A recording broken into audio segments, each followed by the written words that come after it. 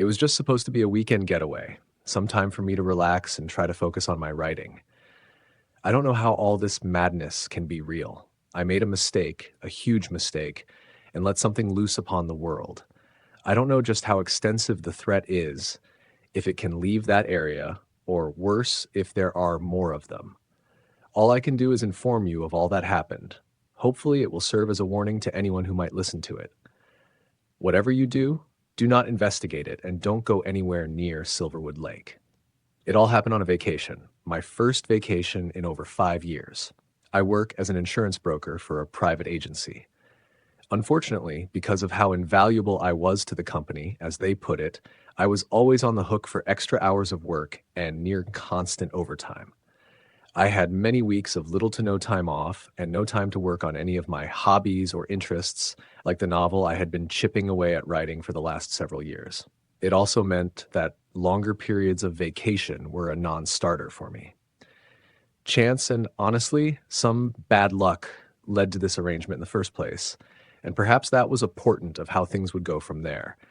The bad luck was a health concern that may have been caused by how long I had been working without any time off. Turns out my brain literally couldn't handle the burnout. I had suffered a minor stroke and was forced to go on medical leave, which led to a rare thing I had not had in ages: free time. Granted, it was for recovery purposes, but because of the severity of the health implications, my work allowed me a larger chunk of time off for once. I decided to rent a cabin by the lake and get to work writing the novel that I had been working on for years. Despite never having time to write much, I had a lot of ideas that I was excited to finally be able to put to paper, and an entire week to do so. I arrived early in the morning on Saturday and was pleased when I saw the beautiful vista that stretched out before me on the drive over. It was a long trip, but the area was amazing, and Silverwood Lake was a spectacular sight with clear blue waters, a beautiful panorama of forests, and generally amazing sights to behold. I parked near the cabin and saw it for the first time. It was fairly small, but honestly, that was perfect for me. A nice, cozy cabin to get some writing done in was just what I needed. I grabbed my suitcase, which just contained a few changes of clothes and toiletries, and my laptop case, which would be the thing that hopefully occupied the majority of my time. I checked my phone to find the message I had received from the Airbnb owner and found the code to get the key. I was glad I saved the message as a PDF to my phone, since I was unable to get back into my inbox. It seemed one big drawback here was there was no reception for phones or data.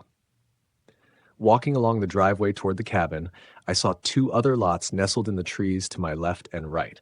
It looked like I would have neighbors. I got to the door and found a key box near the door. I plugged in the code and tried to open it, but to no avail. I tried 3 more times, but the thing appeared to be stuck. I checked my phone again to verify the number and try it again, but still nothing. I immediately thought to call the owner, but realized I had no service. I slumped my shoulders in frustration and thought I might just have to go back home and get a refund when I heard someone calling me from behind. "Excuse me, I think you need to hold the last button down while you pull on the latch. Their box keeps getting stuck, and I've seen guests leave before because they couldn't get in." I was so flustered I did not even think to say hello, but just robotically plugged in the numbers one last time and did as they had instructed, and the key box opened just fine. "Hey, that worked. Thank you." "Oh, no trouble at all. And my name is Evelyn." I finally turned around and looked at who was there. She was a very pretty young woman with red hair and green eyes, and she was smiling at me. I had been so distracted I suddenly felt embarrassed and fumbled for words when I noticed the pause after she had introduced herself. "Sorry, my name is Miss Kyle. Thanks again, I just got here and am a bit disoriented," I said, groaning inwardly at my awkwardness. "Nice to meet you, and I'm glad I caught you before you left. The owner needs to fix that key box so their guests don't get stuck outside. How long are you here for?" "Just a week. I am taking a little vacation to work on some writing." "You are an author? How exciting. Have you written anything I might have read?" she asked with a gleam in her eyes. I was taken aback by her genuine interest. I blushed a bit and told her, No, not a professional. I'm just working on a first draft of a novel idea while I am taking some leave from work. Oh, okay. Still very cool. If you need anything to help get settled in or just want to talk about books, I am just over there. She pointed to the house, partially obscured by the heavy line of trees that sat to the left of my rental. That's great. I may take you up on that if I get cabin fever or writer's block. It's nice to have such a friendly face to greet me here, and thanks again for helping with that lock, I responded with a smile. Evelyn waved goodbye to me and went back along the driveway towards her cabin. I waved back at her and was happy that she had been there. I didn't know if I would have the courage to invite her over as she had insinuated, but it was nice daydreaming as much. I opened the door and proceeded into the cabin with my luggage in tow. The cabin was a bit musty inside. I was not sure how long it had been since the last guest was here, or indeed how often it was cleaned. It was not strictly dirty, just a little dingy and dusty, like the space had not been disturbed in some time by guests or the owner. There was a nautical theme in all the decor. On the walls and furniture were pictures of fishermen, sea creatures, and boats. I thought it was a little on the nose, but cute. Moving further into the cabin, I saw a small bathroom where I dropped off the few toiletries I had brought. There was a bedroom off to the left of the hall and a small kitchenette straight ahead. Finally, there was a small living room to the right with a fireplace, chair, and sofa.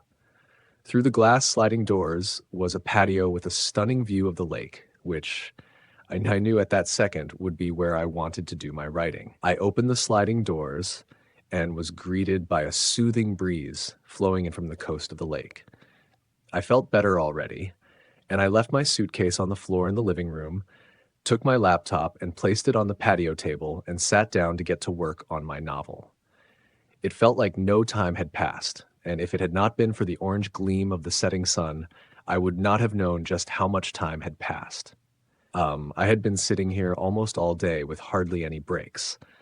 I realized I was starving and knew that, as nice as my focus was on my book, it was also a bad habit from the work grind to be so hyper-focused I forgot to take breaks. Now that I was going to be losing natural light soon, I resolved to get something to eat. I realized I had forgotten to pack any food, so I searched through the kitchen to find something. There was not much to speak of, just some canned soup and a box of soda crackers.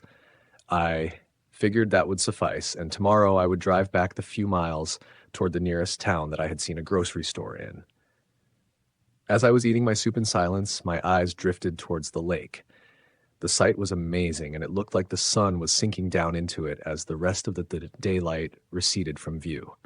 I sat there, contented by my progress for today and looking forward to the rest of my vacation. I was about to get up and head to the living room to grab my luggage when I saw a large gout of water, almost like a miniature cyclone, appear near the center of the lake. Almost as soon as it appeared, it vanished. I rubbed my eyes in disbelief and wondered what I had just seen. As I continued to look on, I thought I saw a strange mist coming off of the water, and there was an incredibly brief flash of light in the air near where I saw the ascending moon. It was a very mysterious and captivating sight, but also slightly disturbing, and I did not know what to make of it. I decided not to worry about it and write a bit more in the living room before going to bed. Half an hour later, I settled in bed and turned off the light. As I lay there waiting to fall asleep, I noticed there was a host of pleasant ambient sounds. The rhythmic buzzing from cicadas, the occasional croaking of frogs in the distance, and what sounded like an owl hooting in the dark. Just a few. I remember waking up at some point that night, around midnight. It was oddly silent, and the previous ambient sounds were gone. I was about to fall back asleep when I heard something new. It was faint, but noticeable. It sort of sounded like wind chimes striking together at irregular intervals. The sound by itself would not have been too unpleasant, but there was an odd timing delay between the sounds that seemed unnatural.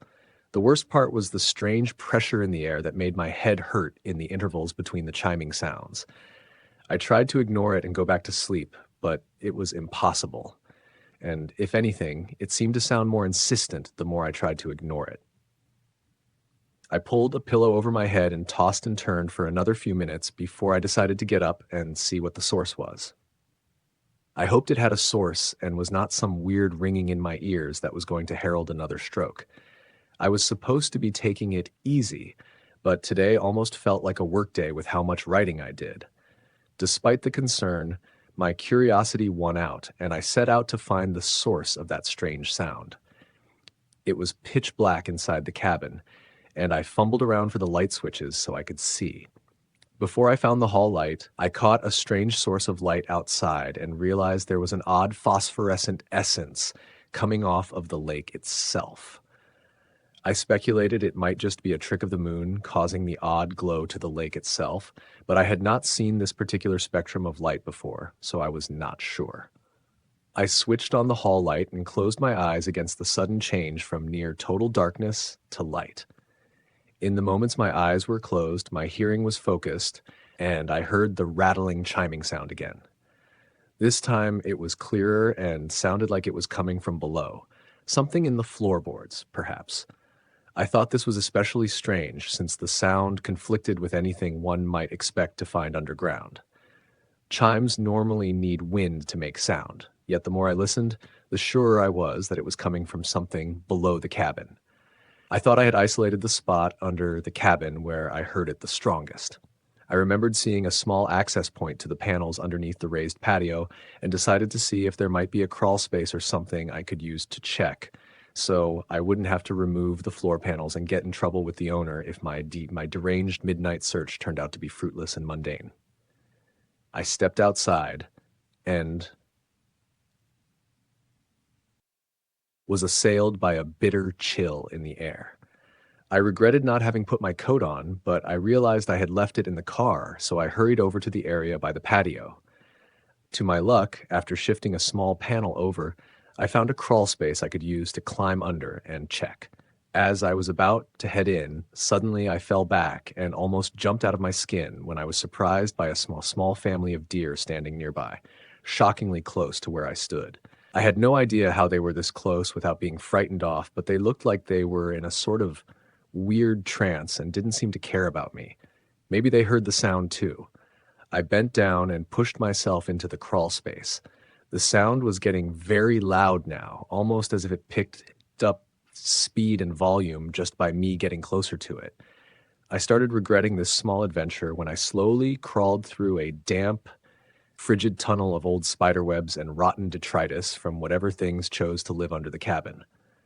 The sound was practically hammering in my head now, and I was concerned that the audible assault might cause actual harm to me.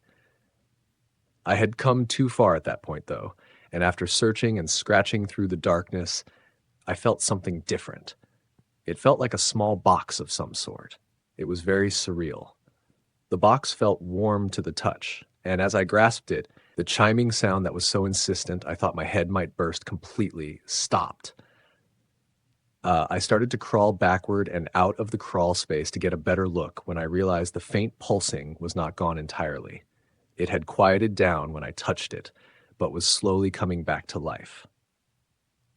By the time I emerged from the crawl space and dusted myself off, the chiming was back. I brought it under a light so I could see what I was dealing with. It was a strange-looking box with very impressive hand-carved designs of various sea creatures, and a hook and clasp that seemed to be made out of some sort of marine life teeth, maybe even a shark or something. It seemed to be hand-carved out of some sort of ivory, though the color and texture seemed slightly off, and I couldn't place exactly what it was made out of. I unclasped the small hook and tooth, and the lid opened slowly, revealing a strange object. It looked like some sort of tuning fork, but it was made out of a substance that looked like it was a composite of both alloy and natural sea coral. The item was fascinating, and I wondered who had put it down here and why. Also, why was it making that odd sound? It had a chime to it, but I had no idea what force had enabled it to make that sound. I figured I would reserve further investigation until I got back into the cabin. I walked away from the patio back towards the front door. Almost as soon as my back was turned to the lake, the object started letting out an unbridled buzzing, humming chime that made my teeth hurt with its intensity. I turned around and felt an odd compulsion to be rid of the thing, but I noticed as I walked back the other way toward the patio, the intensity lessened, and the chime became softer and more soothing as I walked in that direction. This behavior was very strange, and I soon realized that somehow this small object was changing its sound and frequency depending on how close or far away it was from the direction of the lake. I tested the theory one more time, and sure enough, when I walked away from the water, it whined and protested, and when I walked towards it, it only emitted a soothing chime. The thing was fascinating. It functioned like some sort of divining rod, but how it produced those sounds, I could not determine. I was so tired, I stepped inside and thought I might be able to deal with it tomorrow. But sure enough, even when left outside on the patio, it still chimed endlessly as if wanting to go towards the water. Then I made a fateful choice and decided to take the thing and walk towards the lake. As I got closer, the pleasant chiming sound continued. There was also an odd pulsing feeling I noticed while holding it. The thing felt unnervingly like some sort of heartbeat. I finally reached the water's edge, and the strange device was thrumming with unseen energy. I noticed new sensory evidence now as well. The thing was glowing with a faint, lambent light. I looked up from the object in my hands and out toward the lake. To my shock, I noticed the same light coming off of the lake's waters. I started to feel worried about holding this strange thing. Maybe it was some sort of radiation, and I was going to get sick from it. This type of glow can't be natural. My mind raced with other concerns like the weird sound, the pulsing motion, and every other strange thing that had happened in the last hour. I stood motionless by the water's edge, considering the abnormality of the situation when something snapped me out of the trance I was in. I realized I didn't like the idea of having this thing so close to the water. I turned around and started to walk away when I slipped on a patch of mud and fell face first to the ground. The tuning fork fell from my hands and, with a chiming sound, struck the ground and proceeded to slide into the water. Standing up quickly, I dove forward, trying to recover it, but despite its initial lack of inertia, the water had somehow swept it deep into the lake. I saw its glowing, pulsing form gliding through the water into the deepest part of the lake. I observed the ethereal spectacle from the shore as the odd little key drifted quickly through the water, never ceasing to chime and pulse with brilliant light. When it neared the center of the lake, I thought it would keep drifting, perhaps to the other coast, yet. I had spent most of the day exploring the area around the lake, trying to clear my head after the unsettling events from the previous night. There was something off about this place, and every passing hour seemed to deepen my unease. I couldn't stop thinking about that strange, glowing light I saw on the water and the eerie hum that seemed to linger in the air. I met Evelyn later that afternoon when she dropped by to check on me, a concerned look on her face. "Holler if you see or hear anything strange. Best to stay inside at night, just to be safe. No more late-night walks like last night," she warned, winking as she made her way back toward her house. Had she seen everything last night? I wondered just how much she knew or had heard, perhaps the chiming sound of the object or the glowing light from the lake. It was hard to tell. After she left, I knew I needed to do something to shake off the tension that had settled in my mind. I hadn't expected to feel so vulnerable out here. To feel a little more secure, I decided to drive into town and pick up some supplies. A couple of hours later, I returned to the cabin, bags full of food, drinks, and a few extra items I thought might help ease my anxiety. The whole experience with the deer had left me rattled. The way they were slaughtered, it was almost as if something or someone wanted to send a message. The mental image made me feel incredibly vulnerable, and I knew I wasn't equipped to deal with any real threat.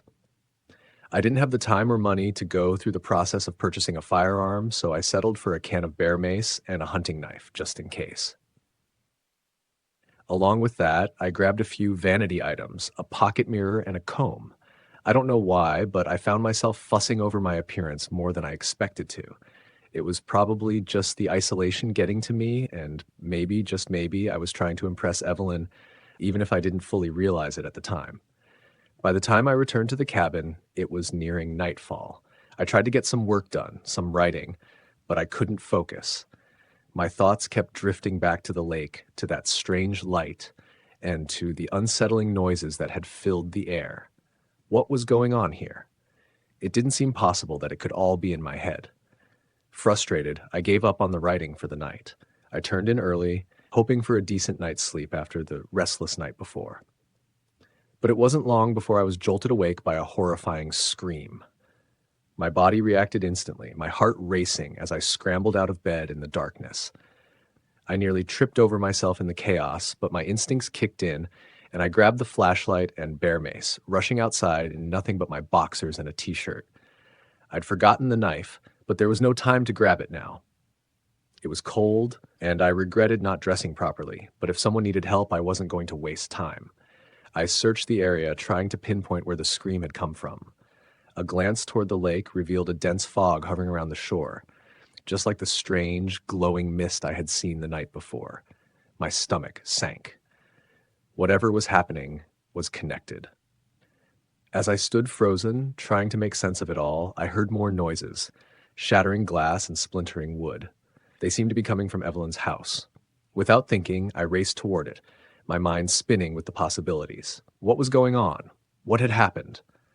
When I reached the house, I saw that the back screen door had been torn off the hinges and the main door's glass was shattered. Something had clawed its way through. My breath caught in my throat as I tightened my grip on the bear mace. I suddenly felt so small and powerless. Whatever had done this, it was beyond anything I was prepared for. But there was no time to dwell on that now.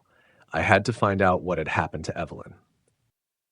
The air was heavy with tension as I stepped into the house. My heartbeat was loud in my ears, and I had a growing sense that something wasn't right. Every instinct told me to turn back, but I couldn't. Not when Evelyn might be in danger. As soon as I stepped inside, I felt a strange energy in the air, like a hum that vibrated through my chest, and the hairs on the back of my neck stood on end. There was something wrong here, something beyond the ordinary. I called out, but no one responded. The house was eerily quiet, save for the soft, unsettling hum in the air. I moved cautiously, flashlight in hand, trying to see in the dark corners of the house. I didn't know what I expected, but my mind raced with worst-case scenarios. What could be in here? Then, a sudden noise from upstairs startled me, a crashing sound, followed by the heavy rumble of something moving. My heart skipped a beat. Was it Evelyn or her aunt making those noises? I had to find them. I crept further into the house, trying to follow the sounds, when I heard something more. A low, guttural growl. It was unlike anything I'd ever heard. It sent a cold shiver down my spine. My thoughts screamed at me to leave, but I couldn't abandon Evelyn now. I made my way toward the stairs, my every step cautious and deliberate. The creaking of the floorboards beneath me felt deafening in the silence, and I was sure that whatever was causing the destruction upstairs would hear me if I wasn't careful. I paused at the bottom of the stairs, trying to steady my breath. Then from above there was another crash, like furniture being thrown, and the unmistakable sound of a table slamming into a wall. My pulse quickened. Something was in the house, something big and destructive. I took another step toward the staircase when a noise above me caught my attention. A strange, reverberating sound, almost like a chime. It was faint, distant, but it carried an undeniable sense of foreboding. The hairs on the back of my neck stood on end as I stood there, frozen in place, listening. What was that sound? Pushing aside my fear, I forced myself to keep moving. I had to find Evelyn. I moved carefully up the stairs, trying to keep as quiet as possible. The house was unnervingly still now, the only sound the soft thrum in the air. At the top of the stairs, I saw the wreckage. A heavy table had been thrown across the room, leaving a trail of splintered wood and broken furniture in its wake. I could feel the weight of destruction in the air. But there was something else, something I couldn't explain. The air was thick with a strange energy, almost like the room was alive with it. That's when I heard a voice, a muffled, panicked cry. It was Evelyn. She was in one of the bedrooms, and she sounded terrified. I rushed toward the sound, but my heart in my throat. When I reached the door, I froze. Evelyn was huddled in the corner, wide-eyed and trembling. But it wasn't just her fear that sent a chill through me. It was the sight that met my eyes. Her aunt, Marion, was lying motionless on the floor. The room was torn apart, the walls gouged as if something massive had been clawing at it. The floor was covered in debris, and blood, dark and thick, streaked across the walls. I could hardly process what I was seeing. My first instinct was to call out, to move toward her, but I couldn't.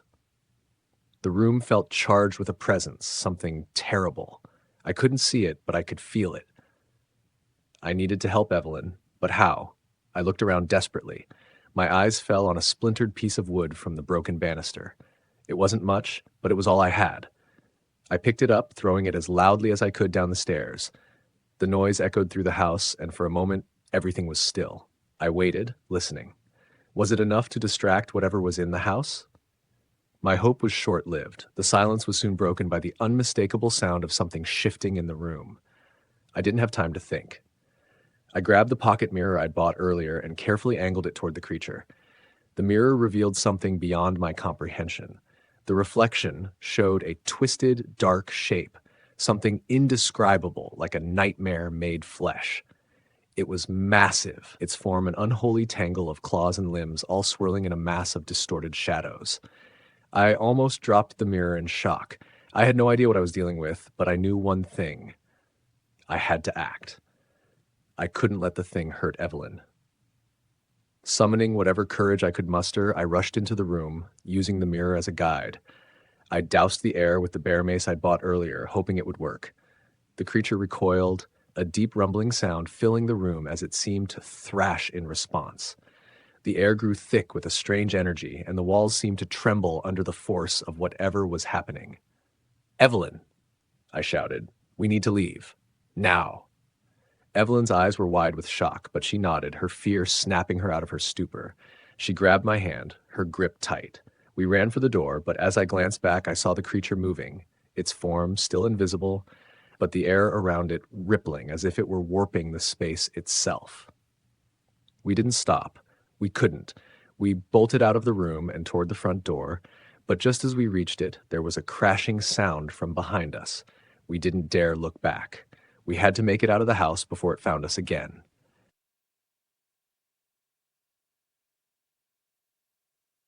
If I didn't act soon, Evelyn would be next. So I grabbed a splintered piece of wood from the banister and threw it down the stairs as loudly as I could. There was a pause in the creature's motions. A terrible moment passed with a disturbing silence. The only sound now was the hushed but choking cries of Evelyn as she tried to hide from the thing that had claimed her aunt. I thought my distraction may have worked, but I wanted to look carefully to see if anything in the room was moving, to try and tell where the thing might be standing. I took out the pocket mirror I bought earlier and placed it near the corner of the door, using it to look around and see what was happening. And when I looked, it was my turn to stifle a gasp of horror so profound, I almost gave my position away. Despite its previous invisibility, some trick of reflection worked to reveal the thing's true form, and my heart almost gave out having to take even one glimpse at it.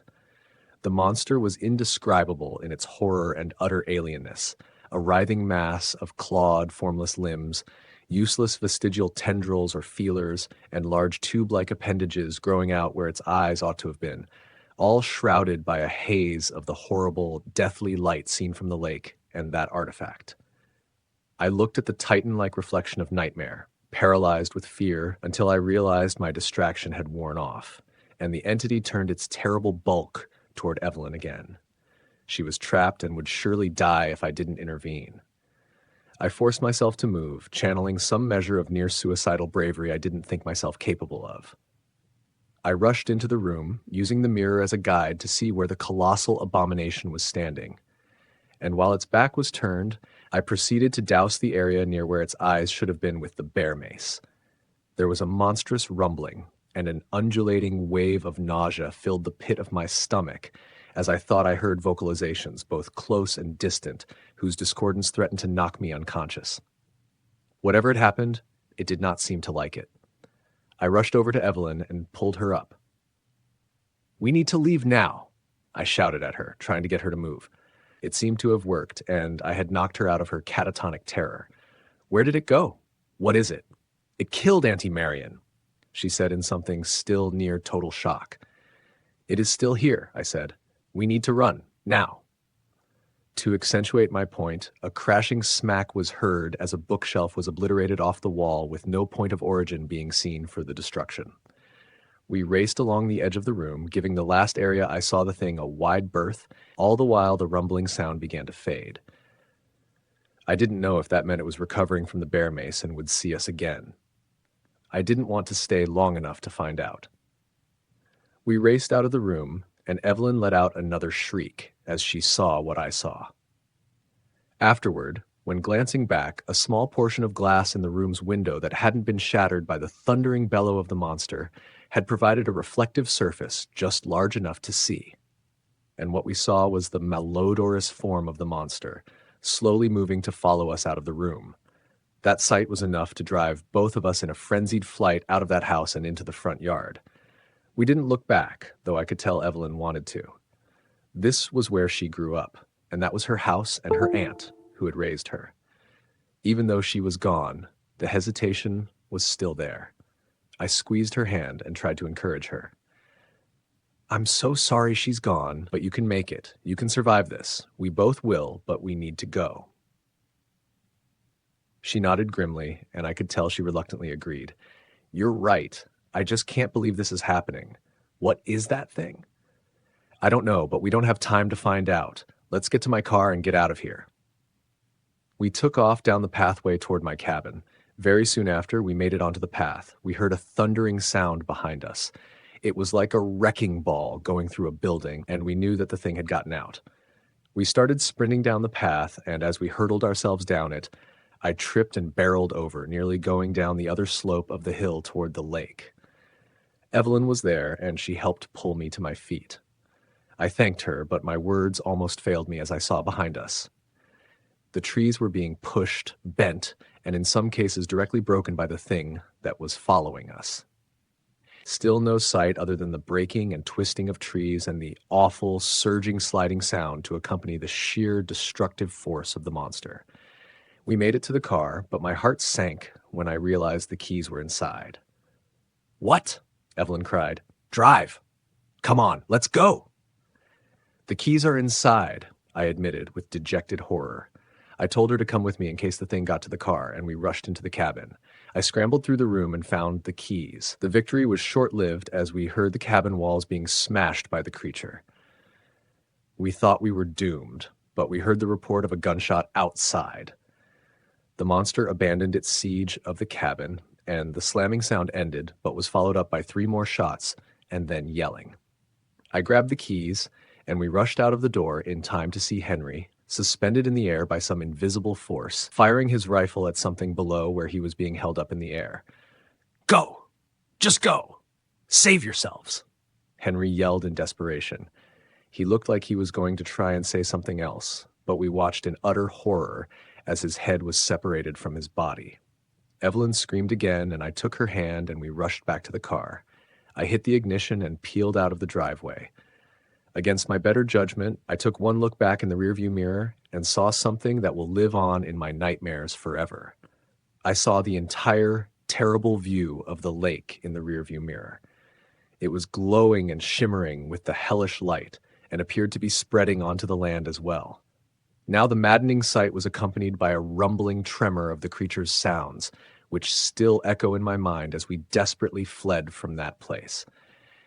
In our unendurable madness, the engine seemed to fire in time with a soft, eerie chime. Evelyn and I drove into the morning till we almost ran out of fuel. We didn't know what to do. We didn't know what to say. We were alive, but for how long? What had been unleashed at Silverwood Lake, and was it over? We have heard no news from the area, but we don't know what that means yet. Had it returned to its slumber in the lake, or is its horrible rampage only just beginning? All I can tell you is this. If you are going on a vacation, please be careful. And please, for the love of God, don't go to the Silverwood Lake. Stay safe.